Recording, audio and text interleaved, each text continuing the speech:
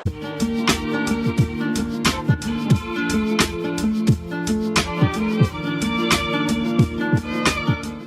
Krishna. Srimad Bhagavatam, 3rd Canto, Chapter 11, Calculation of Time from the Atom, text 40 and 41. This is an interesting part of Srimad Bhagavatam. It is full of the technical knowledge of how the universe is operated, specifically dealing with the aspect of time.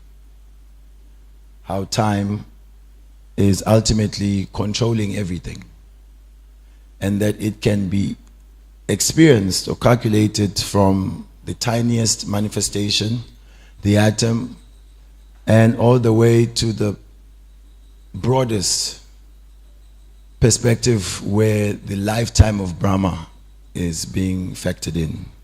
311 trillion, 40 billion years. So that's like eternity, really, for a living being who lives 60 or 100 years. It sounds too fantastic. But it is also calculated as part of the limited world. So it is said here, eternal time is certainly the controller of different dimensions. So this aspect of Krishna being the supreme controller, we just went through Kartik. There was a time we were looking forward to Kartik, and it came, and now it is behind us. So everything in due course of time moves. During the month of Kartik, we were meditating on the son of Nanda Maharaj, the son of Yashoda, the supreme controller. But that supreme controller is relinquishing control. He's being controlled by his mother. Yet he still remains in control. Because ultimately, Ekale Ishwara Krishna, Arasabha Britya. He is the only master and controller, and everyone else is his servant. But Krishna is also a servant of loving dealings. And so he is committed to drowning the residents of Vrindavan in pools of ecstasy. Itidrik swalilabi ananda kunde swagosham nibajantam akyapayantam. So part of Krishna's existence is, and the most important of our, for the devotees, is his sweetness. And with the Damodar Leela and the pastimes of Vrindavan, he's demonstrating there that his greatness is not in his greatness, but his greatness is in his sweetness. And that those who only look at him for his greatness as God, to some degree, they kind of bore him. You know, he gets bored with it. You remember how Indra, after trying to destroy Vrindavan with all those Samvataka clouds, and after he realized his error, then he brought Surabhi to try and apologize to Krishna. So they brought a whole arti situation, and they were trying to worship Krishna, and Krishna was just, he heard the prayers, but his heart wasn't so moved. After Indra left, then the Gopas, they came and they picked up the same big incense, a few boys. So you are like Bhagavan, eh? They're trying to worship him, and Krishna, he enjoyed that. The boys, teasing me, come on guys, you know who I am. I don't know what Indra was thinking. So he's also in denial in Vrindavan of his position as Ishwar. But before reaching the 10th canto, where we are zooming in on Krishna's personality, we are hearing from different cantos to allow us to understand that this boy with rice yogurt in his left hand, walking barefoot, prankster, is God, Ishwara. He's the supreme Ishwara. He's not just some ordinary cowherd boy. Because it is important, ultimately for devotion, for us to understand Krishna's greatness. Because Krishna's greatness evokes within us a sense of submission. And when we understand Krishna's sweetness, then it brings from within the heart affection. So this submission and affection is the formula to devotion. Here we are hearing of eternal time, the ultimate controlling factor. In the Gita, time I am, the destroyer of the worlds. In a moment in time now, that particular line became very famous because what's the movie? Oppenheimer. I almost said Einstein. Oppenheimer was the thing in the cinemas. And the Hindus somewhere were also complaining, what is this nonsense? They are quoting our Gita. Apparently it was quoted during some inappropriate activities. Some of us in the Sankirtan movement were saying, yes, thank you for quoting Bhagavad Gita. So that someone somewhere who may not know that Krishna is the time factor may pick up this book and understand who God is.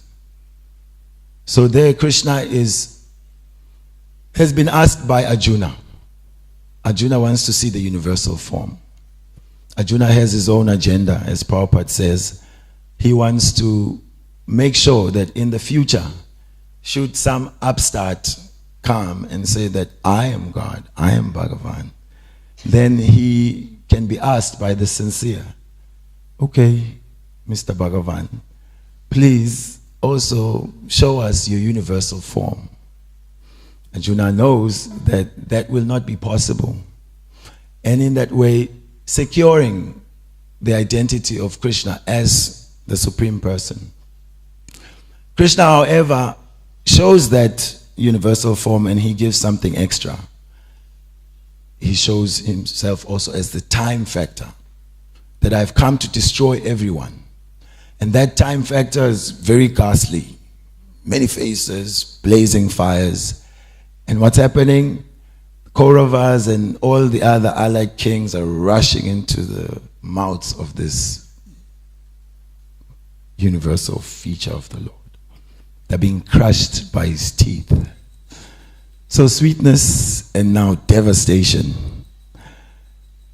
Arjuna cannot handle that vision. Ultimately, he requests the Lord to withdraw that and show his normal form. So we get 4 arms and then ultimately 2 arms. So why does Krishna do this? Because Arjuna has doubts to fight or not to fight. It is coming from his soft-heartedness, Prabhupada points out, as a Vaishnava. And in the next verse he says he's being overcome by Maya. So Prabhupada showing both sides. He's thinking, my relatives, my friends, my teachers, how to kill these people. How to enjoy without them. Picture New Govardhan with just you. Can you picture it? Difficult. Because New Govardhan is the devotees or the trees, the plants, the cats, if they are, dogs, cows, the Lord. It can never be a one-man show enjoyment. So Arjuna was right. How will I enjoy this kingdom when we've killed everyone who's dear to us? But Krishna wants to inspire urgency in him by showing him that, look, if you don't do it, still, all of these people will be killed. Therefore, nimitta matram bhava savyasachin. Just get up and fight and claim the victory. They've already been killed by my arrangement. So the control of time. Time is imperceptible at some level we can see. Ayuharati vaipungsam ujanastam chayana. So Krishna is saying both by the rising and by the setting of the sun, the lifetime of everyone is being diminished. But then he distinguished tasyate yachanonita Uttamasloka Vataye. Those who are using time to worship the all-good personality of Godhead, they are not being vanquished by the time factor. Objection, Your Honor. We see that even the devotees, they are also dying, aren't they? So natural. The body is under the grip of time.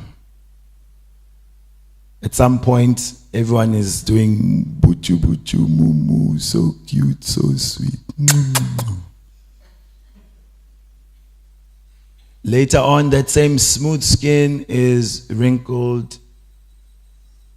That same stout stance is stooped. In due course of time, the hair has grown. We don't know how, when. The nails are growing, we are not perceiving it. But we can see at least day and night are coming. So this is how Krishna moves along everything, and how Krishna ultimately controls everything and destroys everything. So in the world, people speak of time management. It's a very popular thing. But time is looked at for its utilitarian purpose. Like they say, time is money. So how can we use time to make profit? But the Gita goes deeper than that. That we have to look at time not for what it can do, but for what it is. So Krishna identifies himself as time. And therefore, instead of looking at time as this pressure cooker, deadlines and meetings and my life is being crushed, we're looking at time in the present. It is Krishna. And therefore, it has to be used for Krishna. Then the devotee is celebrating every moment that they get, because in every moment there is Krishna to be served. So although Krishna is controlling through time, also for the devotee, he is carrying them along to their eternal position, where the body will not be destroyed. So although the bodies of the devotees are also being crushed by time, the devotee knows, I am not this body. And so the soul ultimately is time-proof. It's waterproof, it's fireproof, it's bulletproof. Krishna has second chapter about the eternality of the soul. So from the tiniest aspects to the grandest aspects, the Lord is in control. Maya jakshena prakrite suyate sacharacharam heitunanena konteya jagat viparivatite. All moving and non-moving, everything is under the direction of the Lord. This is an inspiring perspective of time when we see Krishna as that personality of time. So we are then discussing the material world, the universe that we particularly live in. Yesterday we heard Atra Saga Visagas Cha Stanam Posham Utaya Manvantara Ishanukata. 10 topics of Bhagavatam, specifically Saga is all the elements that are created by the Lord. Visaga is a secondary creation of Lord Brahma. So Stanam means the Lord also arranges where everyone has to stay within the universe. That is based on the living entity's previous works, his karma. And he's placed accordingly in the next life. So what is this universe?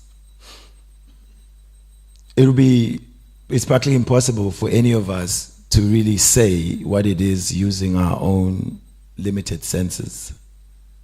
It's not like you can, pick up the phone and sort of examine it and look at it. Like the child within the womb of the mother. They cannot really say who the mother is. They don't know where they are. This was Brahma's own admission. He stole the cowherd boys and the calves. He came back to check. He found the situation was as it is, or as it was. And he was shook to the core. But I did take them, did I not? Because he was confused. Is this my boss, this boy? And then Krishna was kind, gave him the vision to see that all those boys, all those calves, their paraphernalia, everything, he had expanded and created exactly the same. So he saw their four-arm forms. And so he understood, oh, Shri Krishna, I made a blunder. And so he has to, apologize. Any decent person, we will appreciate the apology if I'm wrong, but it's difficult to hurt someone who doesn't account for their errors. So he prayed to the Lord that, how am I to understand you? You're walking here in Vrindavan, yet everything is within you. His body is made of intelligence, Brahma, so he's really intelligent. But his intelligence was short-circuited in understanding Krishna's position. How he can be measured, his latitude and longitude, he's standing here. But everything is within him. So he said, I'm like a child within the womb of the mother. Sometimes a child kicks within the womb. The mother doesn't punch the belly. Hey, what is this? Touching me with your feet? Didn't learn Vaishnava etiquette. Instead, the mother celebrates. The baby is alive, is living. Good. Invites others also, come. So Brahma is admitting his insignificance. He says, I have tried to display my own opulence before you. You are like the sun, and I am coming with my flashlight. Just see how powerful I am. Flashlight versus sun. It's a good joke. So, admission of one's insignificance, basically being humble. Then one gets the adhikar to understand the unlimited person. And Krishna wants to reveal that to us. He wants to reveal himself. And so, how to understand this universe? Our process is evam parampara. We have to hear from disciplic succession because we cannot verify it ourselves.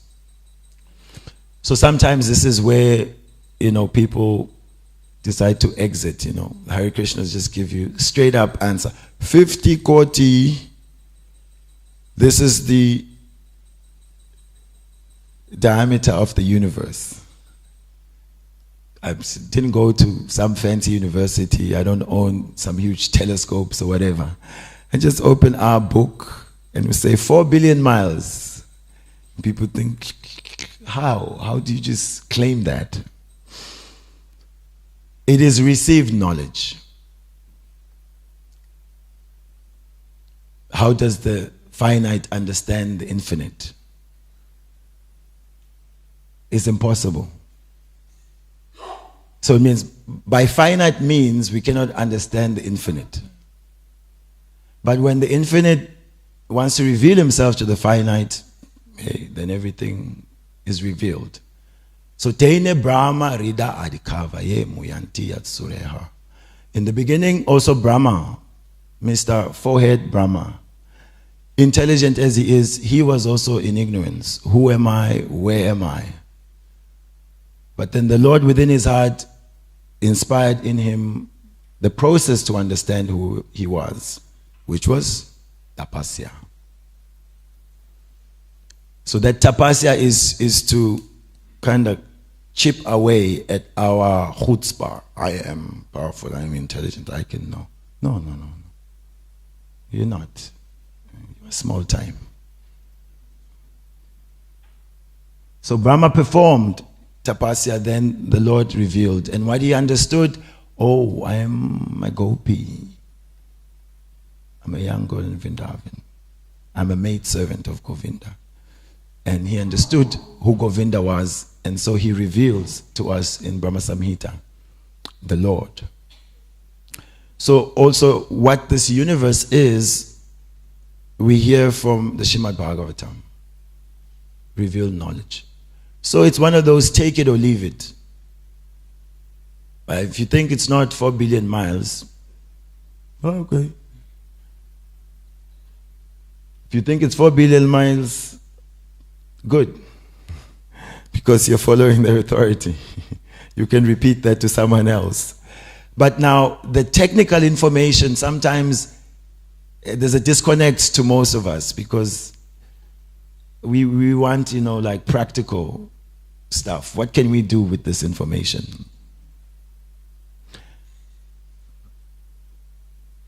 So one thing you can understand is that you are in a high security prison. It's beyond our thinking, actually, the jail. It is said then 4 billion miles in diameter, that's like at the center of the thing.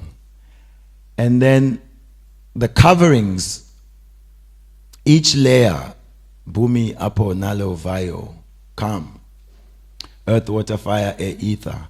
So the first layer is so many miles, million miles. And then the next one is 10 times. So if earth is X million miles, then water is 10 times that. And then the next layer is 10 times that. Already, the brain is short-circuited. So that means there is no material way that anyone can conjure up to get out of this material world. Anyway, it's generally not a problem because hardly anyone is thinking about getting out. So people like Ravana thought of, how to crack the system, how to beat the system, how to go to heavenly planets without the proper punya. But generally, the mass of people, it is said, are not thinking of liberation. We are caught up in Artha, let's make some money. Let's make some money. Because money is sweeter than honey, brighter than sunshine. This is Govinda Maharaj. Yes, it is the oil in the machine. So everyone is occupied with that.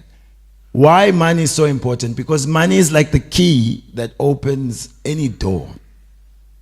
You can be guilty, video footage and all.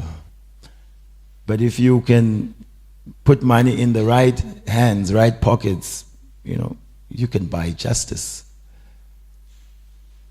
So anyway, this is the preoccupation. Money means sense enjoyment. Artha can lead to karma.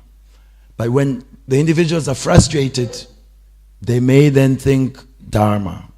Okay, maybe let me try God. I've tried everything materially. I'm not satisfied.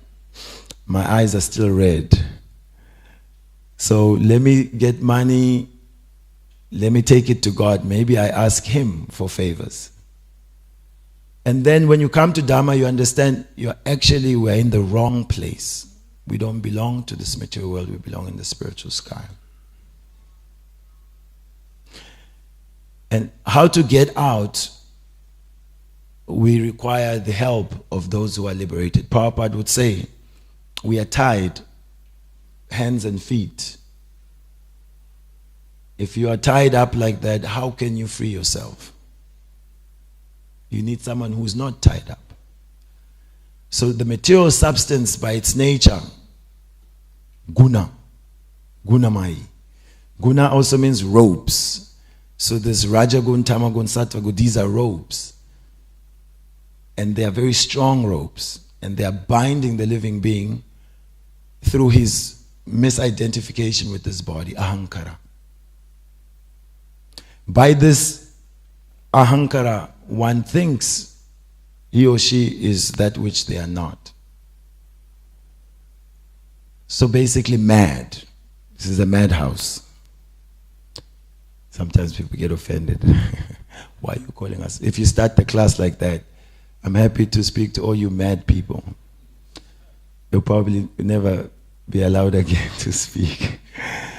But if we build up the case, what is this madness?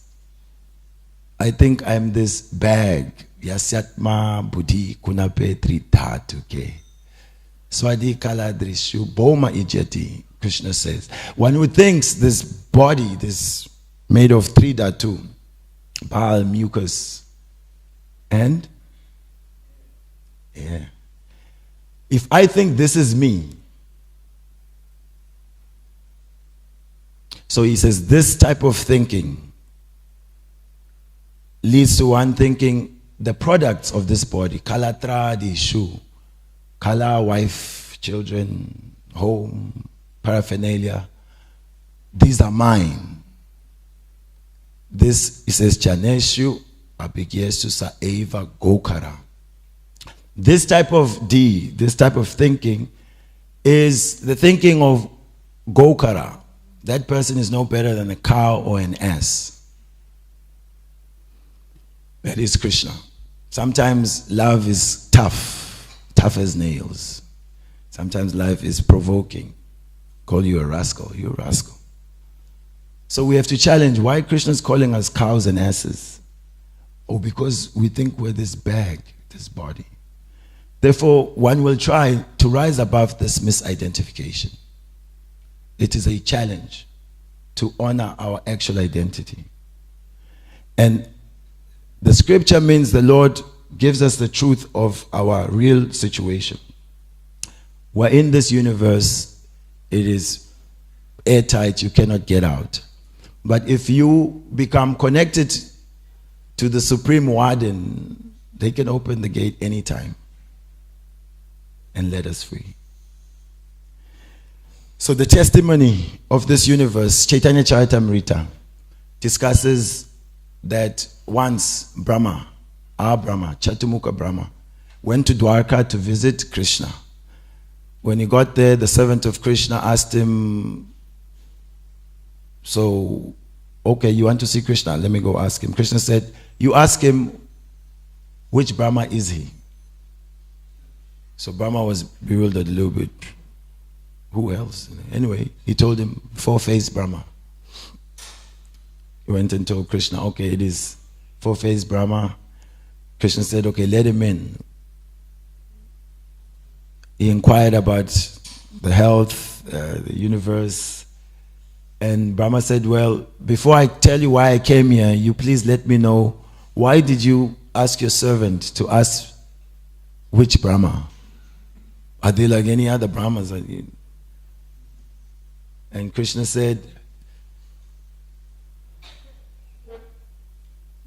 he went into meditation and he called all the other Brahmas and they appeared there. So, he has 4 heads, 10 heads, 20 heads, gigaheads, all sorts of heads were there, to the millions of heads. And so Brahma, he said, he felt like a rabbit amongst the elephants. False ego. I'm the big guy here. And then you realize, oh, there's bigger dogs than me. Yes. When there's humility, there's the potential to understand the Supreme. So it said proximity to greatness should elicit this humility. So now Brahma thinks that he's big guy. So Krishna shows, no, Baba. You're small time. 4 faces. 10 million heads. They all offered obeisances to Krishna. And it said like the roaring of thunder. All the helmets. 1 Krishna, 2 lotus feet. All these heads, somehow or the other, able to bow down by his head, by his feet. Talk about mystic power. And Krishna reminding him, look, you are small, Baba. So this is our problem. Brahma is just the example. He's being used to teach us. we get some sort of area of control, some sort of facility, some title. Oh, we become really just, you can't touch this. So, Brahma was then made to understand, according to the number of heads that you have, is the size of that universe. And that our universe is one of the smaller universes.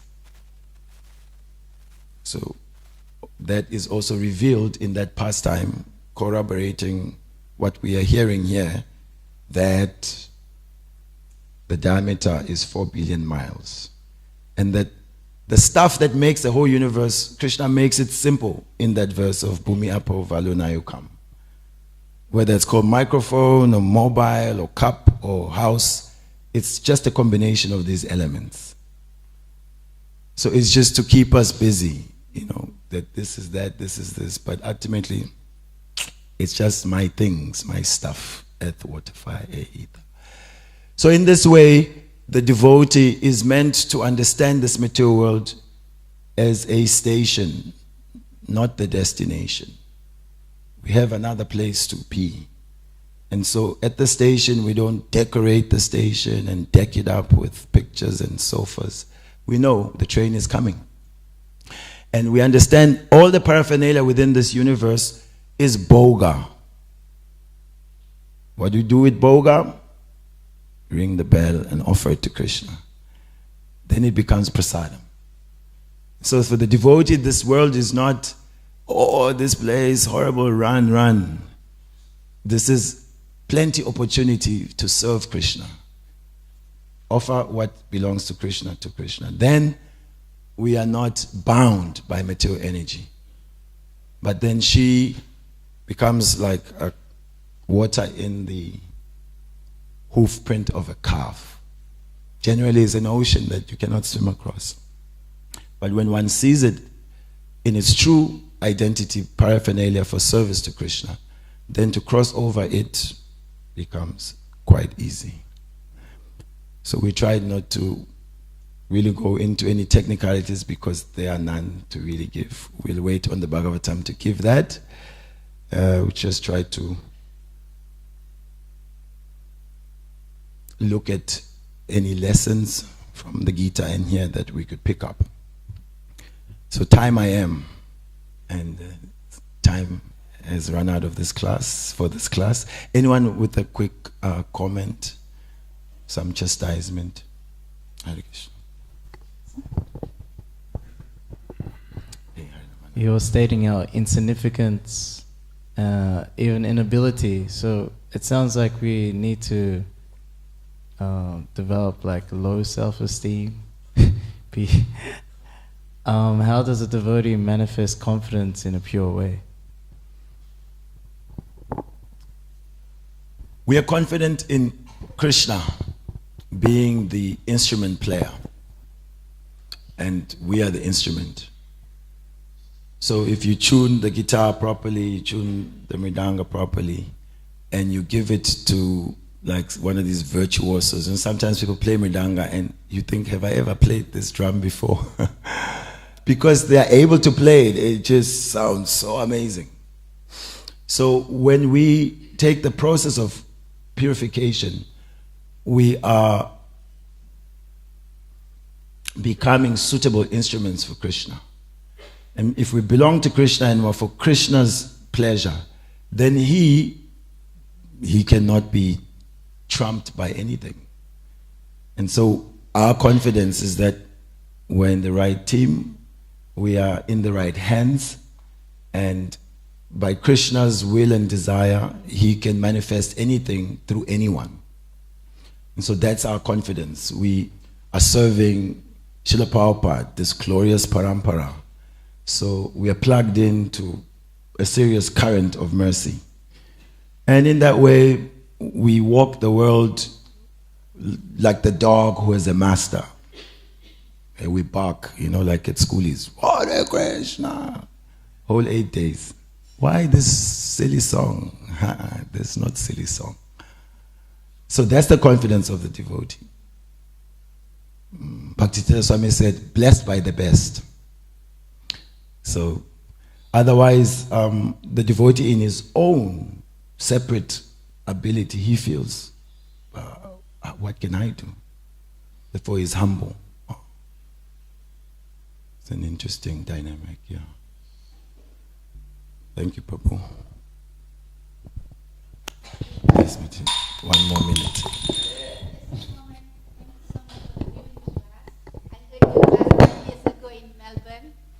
It's so beautiful, but now you have come so far. It's like every word is a nectar. Beautiful class. Thank you so much. Hare Krishna. Hare Krishna. Okay, thank you so much for your time. Now it is time for the best part of our movement. Prasadam Seva. Srila Prabhupada ki jai. Srimad Bhagavatam ki jai. Go Premanande. Hare Bol.